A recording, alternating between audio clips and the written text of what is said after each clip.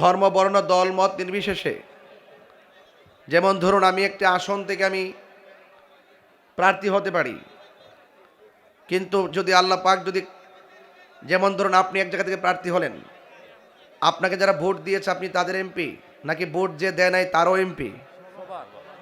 এই কথাটা মাথায় রেখে রাজনীতি করতে হবে। আমি পাশ করলে যে আমাকে দেয় নাই সেও আমার লোক, যে দিয়েছে সেও আমার লোক। কথা বলেন ঠিক কি না? এটার নাম হলো রাজনীতি।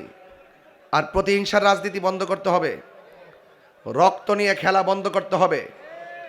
একটা হাদিকে আপনি হুট করে একটা গুলি করে বিদায় করে দিচ্ছেন, এখন হাদিকে সবাই বলে গেছে। কথা কন ঠিক না বেটি? গুলি করলো কারা, মারলো কারা? যার চলে গেছে সে না বুঝে। কথা বলেন ঠিক কি না? আমরা মসজিদের ইমাম রইসুদ্দিনকে নির্মমভাবে হত্যা করেছে, প্রকাশ্যে মসজিদের ইমামকে মেরেছে, কিন্তু আমরা এই খুনাখুনি রাজনীতি এবং খুনাখুনি চাই না। কথা বলেন ঠিক কি না?